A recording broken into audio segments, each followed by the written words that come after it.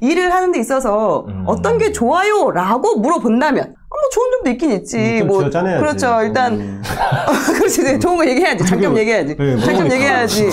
뭐 생각해 보니까 그렇지. 네, 평균 나이 54세의 시대가 온다. 이게 무슨 말이지? 평균 나이 54세. 네, 빠르게 늙는 대한민국. 취업자의 평균 연령이 2050년이 되면 54세가 된다라는 거예요. 일하는 사람의 평균 연령이 54세. 일하는 사람의 평균 연령인 거잖아요. 그럼 지금은 어떠냐? 지금 현재는 46.8세. 지금 보이고 있고, 이 또한 지금 현재 기준으로도 OECD 기준으로 봤을 때보다 한 4살가량 좀 더 우리가 많아요. 생각보다 높네요, 평균이. 우리가 많네. 나 평균보다 어리다. 나 아직 평균보다 젊은 일꾼이네. 아직 귀염둥이야. 지금 현재도 지금 한 4살 정도 OECD 그 평균하고 좀 차이가 나요. 취업자의 평균 연령이. 근데 이게 앞으로 28년 후 2050년이 되면은 한국 같은 경우는 53.7세. 보면은 7살 정도가 확 늘어나고요.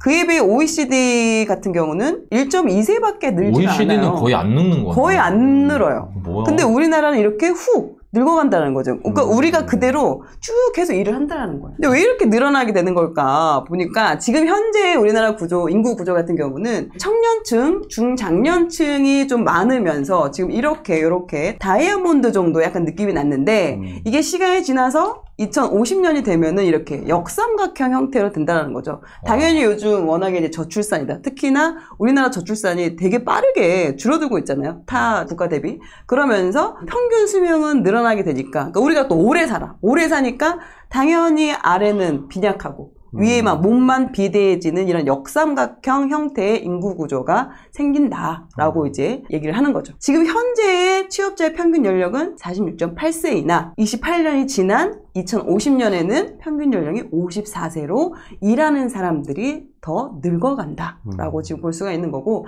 통계청에서 발표한 2023년 고령자의 통계에 따르면요, 65세 이상의 그 고령 인구의 비중이 2050년이 되면 40%, 10명 중에 4명이 65세 이상이라는 거예요. 와.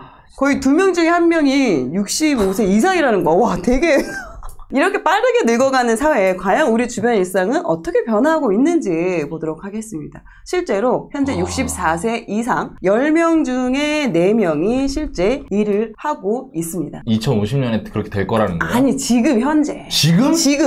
지금 현재 65세 이상 고용률이 36%로 OECD 국가 중에 최고 1등이에요. 와, 1등. 대박이다. 이게 재밌는 게 일본이 벌써? 고령화가 상당히 지금 빠르게 진척이 되면서 지금 심한 상태인데, 근데 오히려 일본보다도 우리가 65세 이상의 고용률이 10%나 더 높게 나타나고 있어요. 그런데 25.1%네요. 나이가 들어서도 일하는 사람이 오히려 우리는 더 많다는 거죠. 청년 가장은 줄어들고 오히려 60대 이상의 노인 가장들이 늘어나고 있다. 일하는 청년들은 줄어드는데 오히려 60대 이상의 고령층에 일하는 사람들이 늘어나면서 이런 현상이 벌어지고 있는 거고, 이거는 10년 동안 2배가 증가하고 있는 상황이라고 합니다. 와, 엄청난데? 이 노인 10명 중에 4명이 왜 일을 하냐? 돈을 벌기 위해서 일을 하고 있거나 구직활동에 나서고 있습니다. 그러니까 외국도 어느 정도 이게 많지 않을까 했는데, 여기 보세요. 뭐 미국, 영국 그렇다 치고 초고령 사회인 일본보다도 오히려 10%나 훨씬 더 높게. 이미 벌써? 지금 현재 2021년 기준이에요. 2년 전 기준으로 했을 때 이미 일본보다 10% 정도 높게 너무 일을 하고 있다. 일하는 노인이 점점 늘어나고 있고, 자, 그렇다면은 일하는 노인이 많아지는 게 과연 이게 나쁜 건가? 너나이님이나 새우볼기님이 만약 65세 그때 그냥 펑펑 놀 거예요? 그렇진 않을 것 같아요. 놀 거예요? 65세 이제 65세 넘었으니까 은퇴하고 이제 놀아야지 하실 것 같아요? 뭐 되게 활발하게 하진 않겠지만 그래도 뭐라도 하고 있지 하지 않을까? 저도 우리 예전에는 60세 넘으면 당연히 일 하나도 안 할 거야 이런 생각이 있었는데, 오히려 지금 같은 경우는 그럼 일 안 하면 뭐 하지? 물론 노는 것도 하루 이틀이고 좀 일을 할 것 같은데, 물론 그 일이 어떤 일이냐에 따라서 그 부분이 이제 달라질 수 있긴 하지만 어떤 일이냐, 그리고 이게 내가 선택을 하는 일이냐 아니면 어쩔 수 없이 하는 일이냐에 따라서 그거에 대한 느끼는 것이 많이 달라질 수 있긴 하겠죠. 일을 하는 것 자체는 나쁜 건 아니죠. 지금 보면은 일을 하고 있는 고령자 분들이 오히려 일을 하기 때문에 일상생활에서 스트레스를 느끼는 비중이 낮다라고 이야기를 했습니다. 아, 일을 해가지고 해서? 스트레스를 더 덜 오히려 느끼는 일을 거지. 하기 때문에 스트레스를 좀 느끼는 비중이 낮다. 그리고 오히려 일을 안 하는 고령자보다 주변 배우자나 그 전반적인 가족 관계에서 되게 만족감을 느끼고 있다라는 이야기를 하고 있어요. 이게 조사를 한 거네요. 네, 그분들한테. 실제로 지금 일을 하고 있는 분 그리고 일을 하고 있지 않은 분들을 설문을 한 건데 하지만 그 속사정은 일을 하는 데 있어서 어떤 게 좋아요? 라고 물어본다면 이제 뭐 좋은 것도 있으니까 하는 와중에 일하는 와중에 맞아. 어떤 게 좋아요? 라고 물어보면은 뭐 좋은 점도 있긴 있지. 좀 뭐 쥐어짜내야지. 그렇죠. 일단 그렇지. 좋은 거 얘기해야지. 장점 얘기해야지. 네, 장점 물어보니까. 얘기해야지. 즐거워서요라는 이야기를 하시는 분도 분명히 있겠죠. 하지만 대다수의 많은 분들은 생활비 때문에 합니다. 라는 이야기를 많이 하고 있고 실제로 그리고 65세 이상 일하는 고령자 중에서 지금 현재 65세 이상이신 분들이에요. 일을 하고 있는 분들. 이분들한테 물어봤더니 노후를 지금 준비하고 있다. 지금 준비한다. 일하면서. 일을 하면서 이미 65세가 넘어 이미 지금 노후지만 지금이라도 지금 준비하고 있다. 일을 하면서 이렇게 답변을 하신 분이 거의 한 70%에 가깝고 75세 이상인 분들은 오히려 준비할 능력이 없다. 솔직히.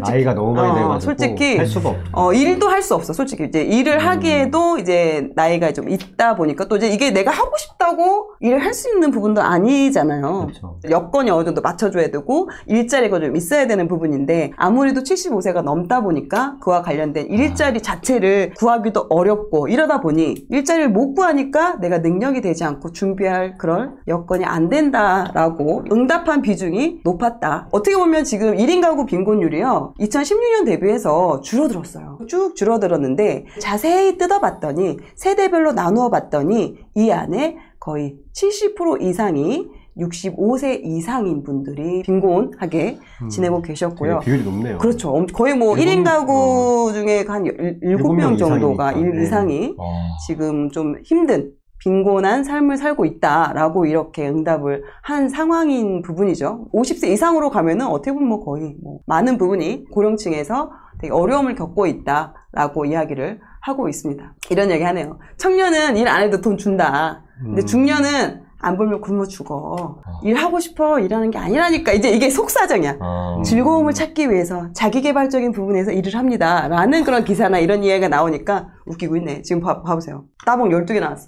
일을 하고 싶어 일하는 게 아니라니까. 오히려 실제는 좀 이런 현실적인 부분 때문에 일을 할 수밖에 없는 거고 이렇게 답변을 하셨습니다. 통계청에서 일자리를 원하는 이유가 뭐냐라고 물었더니 65세에서 74세에 계시는 분들이 50% 이상이 생활비다. 75세 이상도 마찬가지죠. 50% 이상이 생활비다. 돈 때문에 솔직히 일을 하고 있다라고 이야기를 하고 있는 거죠. 아마 이 방송을 보고 계시는 분은 대부분은 30대, 뭐 젊다면 20대부터 보시는 분들이 계시겠죠. 30대, 40대, 뭐 50대인 분들이 지금 이 방송을 보고 계실 텐데 물론 지금은 잘 느껴지지 않겠지만 이런 또 자료들을 보면서 그럼 나의 50대, 60대, 70대의 모습은 어떤 모습일까 한번 상상을 또 해보는 시간을 갖는 것도 의미가 있을 것 같아요.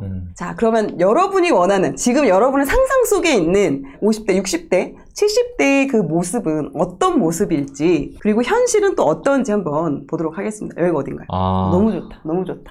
완전 양창. 어머머머 웬일이야. 여기가 되게 많은 분들이 좋아하는 거의 최고급 실버타운이에요. 광진구에는 되게 유명한 실버타운 같은 경우는요 지금 대기가 2년을 기다려야 들어갈 수가 있대요. 거기도? 거기도 거의 보증금이 뭐 9억에 생활비 뭐 500 정도 들어가는데 거기도 지금 2년 정도로 대기를 걸어놔야지만이 들어갈 수가 있고 심지어 원래는 만 60세부터 80세까지가 들어갈 수가 있는데 너무 대기 인원이 많으니까 75세로 낮춰버렸대요. 60세에서 80세였는데 60세에서 75세로. 최고급 실버타운은 여전히 또 수요가 많고 여기를 가려고 하는 사람도 많다라는 거죠. 또 한편으로는 이러한 삶을 또 우리가 또 매체에서 보게 되죠. 쪽방에서 또 거주하시는 그런 또 분들. 너무 이제 극과 극이긴 하지만 어떻게 보면 우리들의 모습이니까 이제 그걸 같이 가서 말씀을 드리는 건데 고시원 같은 경우도 뭐 예전에는 진짜 고시 공부하는 분들이 살았던 데라면 요즘은 고시원에 청년보다 노인층이 더 많다라는 거예요. 왜냐면 젊었을 때 돈이 없는 건 솔직히 이해가 돼. 20대에 막 올라와서 뭐 직장 이제 막 얻어가지고 집에서 보태줄 게 없으니까 적은 돈으로 주거를 해결할 수 있는 고시원을 찾는 청년들이 많은 거는 이해가 되는데 이게 오히려 지금 현실적으로는 노인분들이 더 오히려 많은 부분을 차지하고 있다. 그러니까 노인의 삶이 극과 극인 상황을 지금 나타나고 있는 상황이고요. 지금 여기 보면은 전국에 이제 실버타운 좀 가지고 왔는데 아까 앞에서 봤던 그런데 더 클래식 아까 500. 금방 앞에서 우리가 사진으로 봤던 고급스러운 그 실버타운이 더 클래식 500이고요. 이게 입주 보증금이 9억 정도 되고요. 생활비가 제가 다시 찾아봤습니다. 300밖에 안 했는데요. 500 올랐어. 한 세대에 2인 기준으로 해서 500. 비싸죠? 비싸죠? 아니, 내가 저기를 임장 얼마 전에 광진구를 갔었어. 가셨어요? 어땠어요? 얼마 전에 임장 가서 이게 옛날부터 있었고 이거 꽤 됐어요. 이거 더 클래식 500 생긴 지가 우리 투자 처음에 이거 10년 전에 있었어. 근데 그때는 들어가 보진 않았어. 근데 이번에 한번 들어가 보고 싶은 거야, 괜히. 로비까지 다 들어갈 수 있으니까. 미리 체험하신 건가요? 아니, 그건 아니고, 그냥 어떻게 사는지를 봐야, 사람들이 어떤 삶을 사는지 잘 이해해야 되니까. 딱 들어갔는데 내가 처음 딱 놀란 게, 1층에 카페가 3개 있었던 것 같아. 2개는 확실하고 3개 있었던 것 같아. 뭐가 있냐, 스타벅스, 투썸, 그 다음에 이디안가 뭐 하나 더 있어. 카페가 왜 이렇게 많지? 봤는데, 그 일요일이었거든요, 그날. 자식들이 다 와서 거기 기다리고 있는 거야. 일요일마다 자식들이 와. 문안 인사 드리는 거죠. 문안 인사 드리는 거야. 나 같은 사람은 그게 보이니까 그러면서 되게 머리가 복잡하더라고. 그때 어떤 분들은 편의시설과 이런 병원 있지, 그 위에 쇼핑몰 있지, 극장 있지, 그 젊은 사람들이 많이 사는 많은 동네에 사시잖아. 그게 또 되게 중요하거든. 그 활기를 느끼지. 그런 게 있어. 그게 있어. 그러니까 거기 에너지, 그 에너지. 어떤 사람들은 이런데 부동산 투자 처음 할 때 그 쪽방촌 같은 데도 가봤거든. 근데 그런 게 오버랩 되면서 되게 참 뭘까, 이게 산다는 게 뭘까 그런 생각이 들더라고요. 맞아요. 저도 오늘 이거 영상 준비하면서 쪽방촌이나 고시원 이런 좀 영상들을 좀 많이 찾아봤어요. 이제 그분들 이제 그런 인터뷰하는 이런 영상도 많이 찾아봤는데 이분들은 진짜 거의 다가 말씀하신 것처럼 자제들하고의 연락을 다 끊겼다. 그렇지.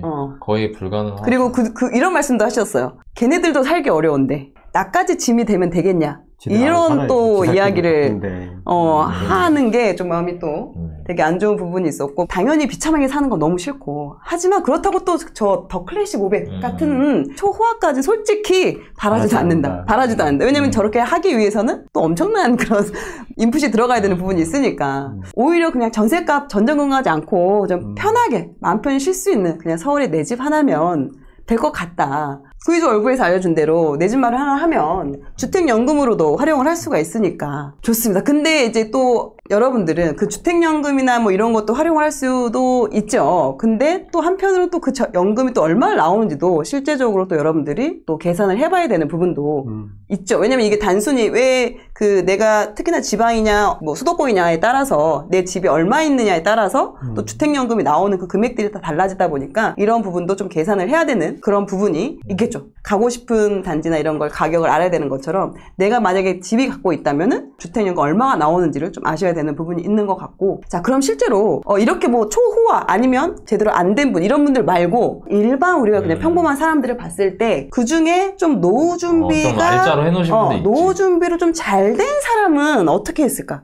보통 너무 극과 극 말고 그냥 일반적으로 그냥 우리가 좀 따라할 수 있는 이런 분들은 어떻게 했을지 보니까요. 이게 신한은행에서 보통 사람 금융생활이라는 또 이제 보고서를 냈습니다. 이 50세에서 64세까지의 그 보유자산을 살펴봤고요. 이걸 또 나눴어요. 재무적으로 준비가 된 분들, 그리고 재무적 노후 대비가 안 된 분들의 현재 자산이 얼마이냐, 얼마를 기준으로 이 사람들이 노후 준비가 됐어요, 안 됐어요 라고 하는지를 구분을 지어보니까 나는 재무적, 그러니까 예를 들어서 노후 대비가 됐어요 라고 말을 하신 분은 18% 정도 됐고요.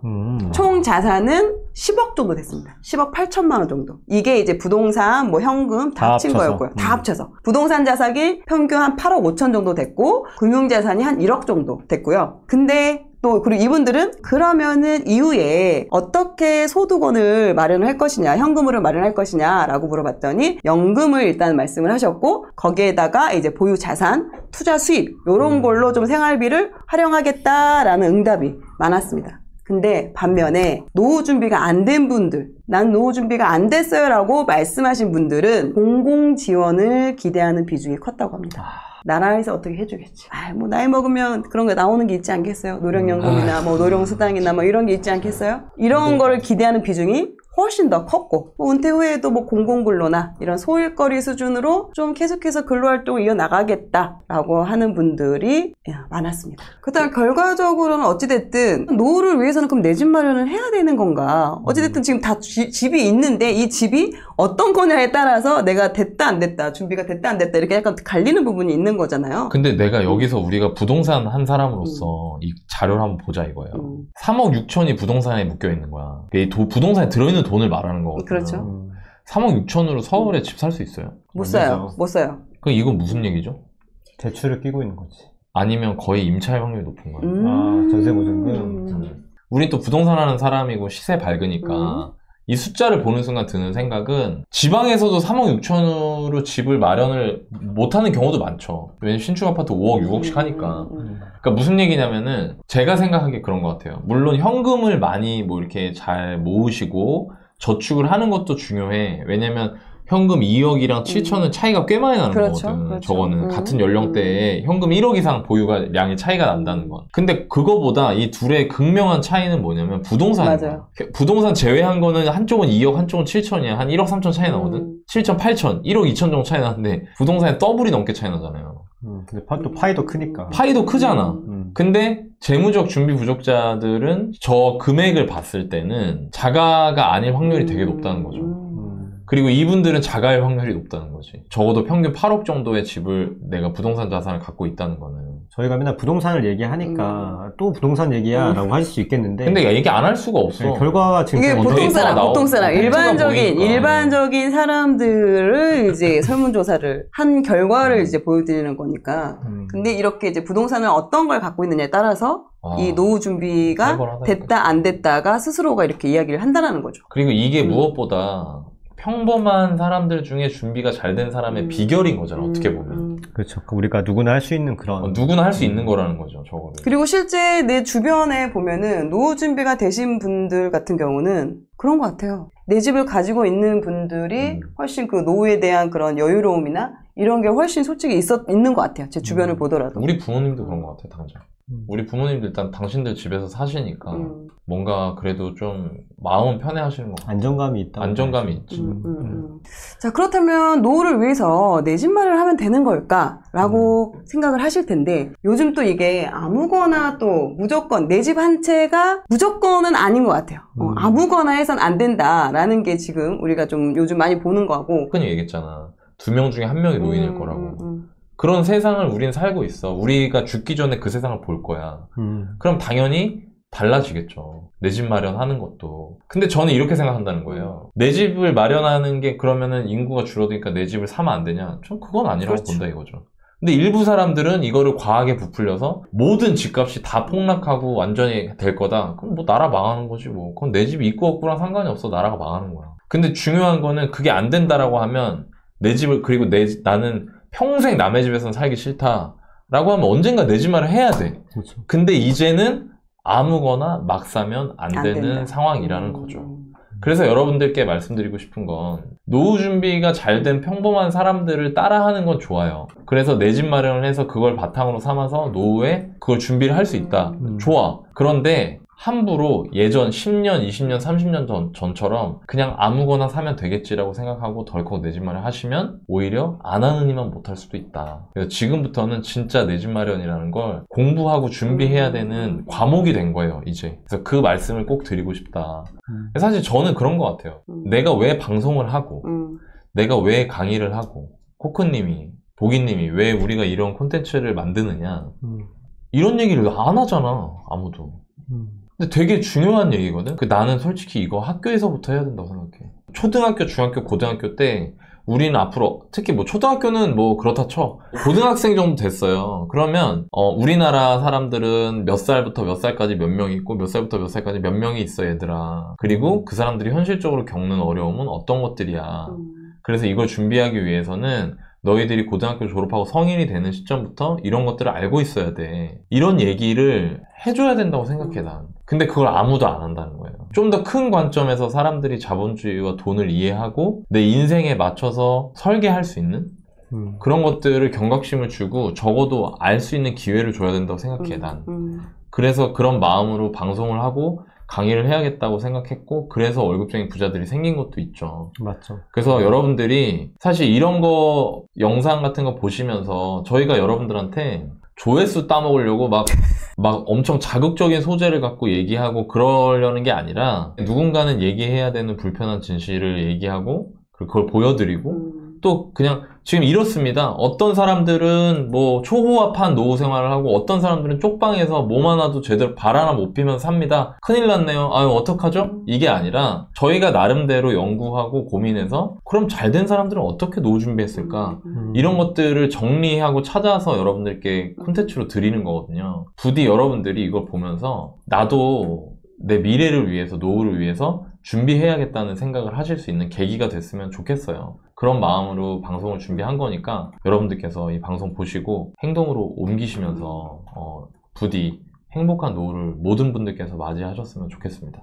네. 좋습니다. 네. 내 노후는 내가 책임질 수 있도록 또 지금부터 준비를 해야 되는 부분이 있는 것 같고, 어떻게 노후 준비를 했는지, 그때 가장 중요한 포인트가 뭐였는지를 알려드리고, 여러분들 거기에서 힌트를 얻으셔서 아 지금 내가 노후 준비를 좀 준비를 해야 되겠구나, 그리고 심각하구나, 이걸 먼저 인지를 하고 지금부터가 가장 빨리 준비하는 게 아닐까라는 생각이 드는 것 같습니다. 나 이 얘기 하나만 해도 되나? 제가 아까 코크님 그랬잖아요. 나중에 나이 먹으면 뭐하고 살 거냐, 일할 거냐. 그러니까 저는 정말 감사하게도 저는 일이라는 걸 대할 때 딱 하나만 생각을 하면 돼요. 정말 감사하게도 제가 가진 재주보다 운이 좋아서 이 일을 하면 내가 행복할 수 있을까, 하늘로부터 부여받은 내 이 짧은 인생을 잘 쓸 수 있을까, 이걸 고민하거든요. 근데 나 그런 생각했어. 내가 나중에 50이 넘고 60이 넘고 머리가 하얘지고 막 노인이 되어 갈 때 나는 무슨 일을 하며 살면 좋을까. 지금이야 에너지가 있고 하니까 막 회사에서 같이 하고 막 방송도 열심히 하고 하는데, 나 하고 싶은 게 뭐냐면은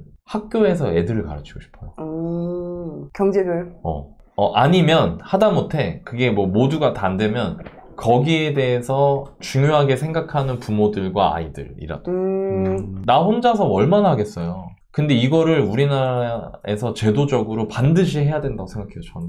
아니, 아까 여기 댓글에 있었는데 캐나다는 이게 고등학교 1학년 때 필수 과목이에요. 지금 말씀하신 그러니까 것들이. 이게 있어야 된다니까. 경제교육이? 경제교육. 사람들은 더 많이 알리고 싶다, 그런 생각이 듭니다. 네. 좋습니다. 너네님이 그렇게 이제 정말 좋은 의미로 그렇게 이제 경제교육에 힘쓸 때 막 아파서 빵꾸가 난다던가 뭐 이런 경우 저희가 가서 이제 대타로 그렇게 해주시면 감사하겠습니다. 같이 교육하는 시간 갖도록 하겠습니다. 댓글들에 막 질문 올라오고 지방 지역 물어보시고 어떻게 하면 좋냐 이런 질문들 계속 올라오시는데 저희 아까 월브닷컴에 보시면 이런 질문들을 답해주는 코너가 있거든요. 한번 볼까요? 어디 있는지? 아까처럼 월브닷컴에 들어가셔서 커뮤니티를 보시면 저기에 재테크 Q&A가 있습니다. 네. 이게 여기에 웬만한 거를 다 답변을 해주시거든요. 이걸 너무 많이 모르셔가지고 지금 보면은 쭉 내려가시면 이제 투자 실거주 괜찮냐 클릭 한번 해볼까요? 밑에 보면은 뭐 궁금한 게 뭐 블라블라 하면 뭐 여러분들이 지금 다양하게 답변을 쭉 해주시고 계신 거예요. 그래서 궁금한 게 있으신 분들은 여기 오셔가지고 질문을 남겨주시면 간단하게 여러 사람들의 의견을 또 들으실 수 있으니까 보시면 거의 모든 글에 다 답글이 있잖아요. 네, 한번 활발하게 오셔가지고 이렇게 선하게 나누시려는 분들이 많거든요, 저희 쪽에. 그거 답변을 달아주시기 때문에 참고하시면 좋을 것 같다. 도움을 드릴 수 있을 것 같아요.